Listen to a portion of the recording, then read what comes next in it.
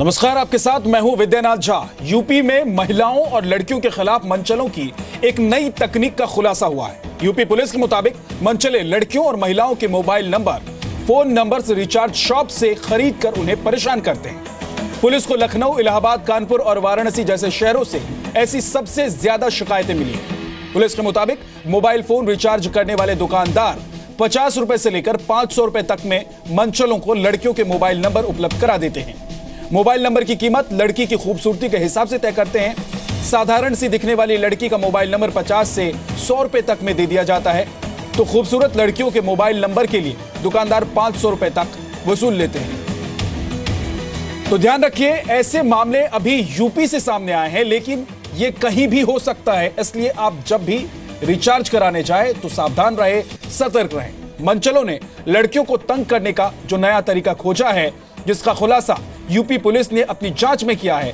मनचले लड़कियों को फोन करके उन्हें दोस्ती करने के लिए कहते हैं। कभी गंदे गंदे मैसेज तो कभी अश्लील तस्वीरें और वीडियो भेजते हैं। जांच में खुलासा हुआ है कि मनचले ये नंबर रिचार्ज की दुकान चलाने वाले लोगों से खरीद लेते हैं।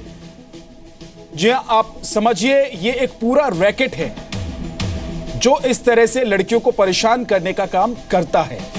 अब आप इस रैकेट का पूरा खेल समझिए। कोई लड़की या महिला रिचार्ज कराने के लिए मोबाइल शॉप पर जाती है, वहां वो दुकानदार को अपना नंबर बताती है ताकि वो उस नंबर पर रिचार्ज कर दे। लड़की रिचार्ज करके चली जाती है अपने मोबाइल नंबर को, और लड़की का नंबर दुकानदार के पास चला जाता है रिचार्ज के बहाने। फिर रिचार्ज की दुकान चलाने वाले मनचलों को यह नंबर 50 रुपए से लेकर 100 रुपए तक में बेच देते हैं।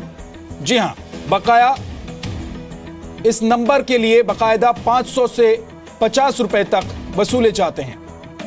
नंबर की बोली भी लगती है। कई बार खूबसूरत लड़की का नंबर 500 रुपए में बेचा जाता है। इतना ही नहीं, रिचार्ज करने वाले दुकानदार मनचलों को नकली आईडी पर नंबर भी दे देते हैं। फिर मनचले लड़कियों को मोबाइल पर परेशान करना शुरू कर देते हैं।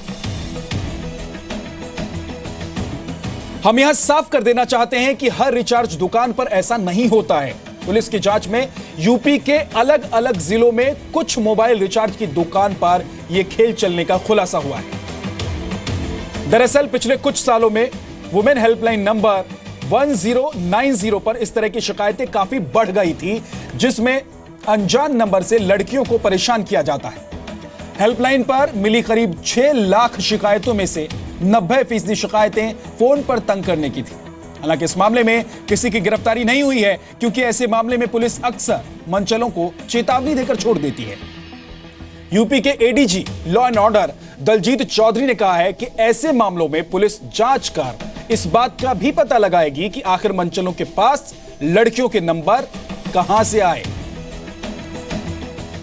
मुख्यतः ऐसे बहुत सारे ऐसे आउटलेट्स हैं पूरे प्रदेश में जो इस प्रकार के मोबाइल फ़ोन्स को रिचार्ज करते हैं, और संभवतः उनके द्वारा ही कुछ महिलाओं के नंबर आगे लीक कर दिए गए होंगे, और उन नंबरों के लीकेज के बाद कुछ किसी प्रकार का हैरेसमेंट भी निश्चित रूप से हुआ होगा। उसको मद्देनज़र रखते हुए पहले से ही हमारे पास यूपी में 1090 की व्यवस्था है। किसी प्रकार की कोई हैरेसमेंट किसी भी महिला की अगर होती है तो 1090 पे फ़ोन करके अपनी शिकायत दर्ज करें, ताकि हम उसके खिलाफ, जो भी व्यक्ति उनको परेशान कर रहा है, उसको ट्रेस करके उसके खिलाफ वैधानिक कार्रवाई करें। साथ ही साथ अब हम ये भी चेक करेंगे कि महिला के द्वारा या ये नंबर दूसरी पार्टी के पास, जिसने उसको परेशान किया, उसके पास पहुंचा कैसे, उसकी तह तक जाएंगे। और निश्चित रूप से यदि कोई रिचार्ज करने वाले आउटलेट के द्वारा ऐसा किया गया है तो उसके खिलाफ भी हम वैधानिक कार्रवाई करेंगे।